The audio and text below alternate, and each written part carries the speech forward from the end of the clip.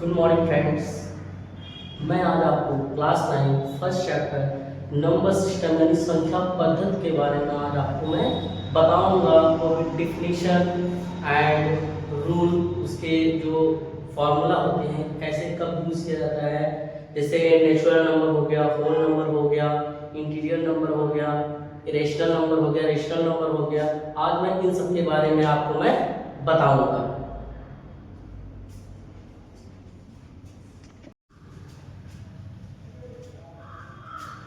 आपका ये चैप्टर है वन नंबर सिस्टम, जिसको हम हिंदी में कहते हैं संख्या पद्धति। इसमें आपके पहला आता है नंबर सिस्टम होता क्या है।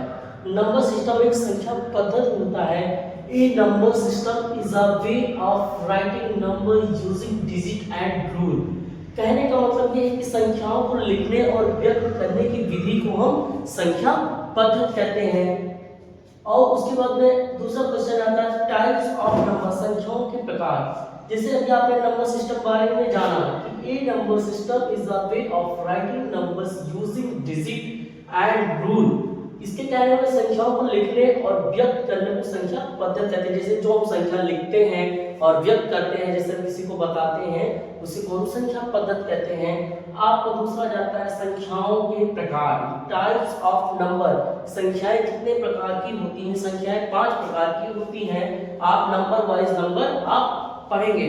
पहला आपका आ जाता है नेचुरल नंबर यानी प्राकृतिक संख्याएं। Number used for counting are called natural number. गिनती के प्रयोग की जाने वाली संख्याएं प्राकृतिक संख्याएं कहलाती हैं। जैसे 1 2 3 4 5 6 7 डैश डैश डैश आदि बहुत होते हैं। उसके बाद में आप नेचुरल नंबर में जीरो ऐड नहीं किया जाता है। दूसरा पॉइंट आ जाता है होल नंबर, जिसे कहते हैं पूर्ण संख्याएं। Natural number including zero are called whole number, यानी प्राकृतिक संख्याओं में जीरो जोड़ देने पर वो संख्याएं मिलती हैं, उन्हें हम पूर्ण संख्याएं कहते हैं। जैसे 0 1 2 3 4 5 6 7 डॉट डॉट डॉट आदि। तीसरा आ जाता है इंटीजर, जिसे हम कहते हैं पूर्णांक। Numbers that include positive number and negative numbers at zero. धनात्मक, ऋणात्मक और जीरो सहित यानी शून्य सहित संख्याएं पूर्ण संख्याएं, पूर्णांक संख्याएं कहलाती हैं। जैसे -3 -2 -1 0 फिर 1 2 3 4 डैश डैश डैश। क्यों?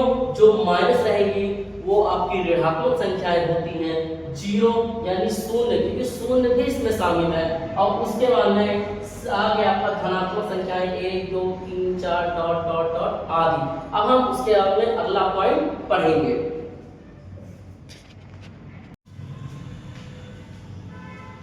चौथा पॉइंट आ गया रेशनल नंबर, जिसे हम कहते हैं परिमेय संख्याएं।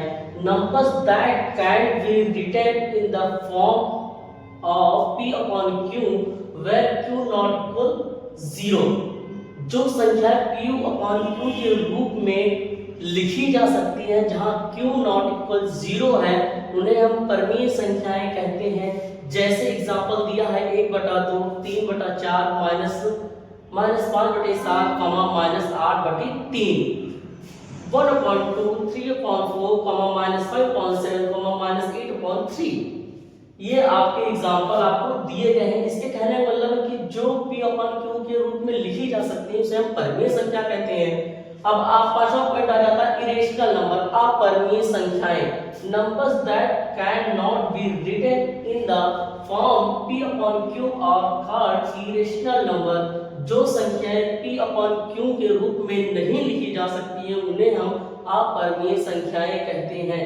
जैसे √2 √5 √7, जो भी अंडर रूट में आएगा वो अपरिमेय संख्याएं कहलाती हैं। जो संख्याएं p अपन q के रूप में लिखी जा सकती है उसे परिमेय संख्या कहते हैं, और जो संख्या p अपन q के रूप में नहीं लिखी जा सकती है उसे हम अपरिमेय संख्याएं कहते हैं। अब आपका अगला पॉइंट आ गया रियल नंबर, जिसे हम कहते हैं वास्तविक संख्याएं। All rational and irrational numbers together are called real number। परमीय और अपरमीय संख्याओं के समूह को वास्तविक संख्याएं कहते हैं। जो परमीय और अपरमीय संख्याएं का समूह होता है उसे हम वास्तविक संख्या कहते हैं, जो परमीय भी संख्याएं हो और उसमें अपरमीय भी संख्याएं हो।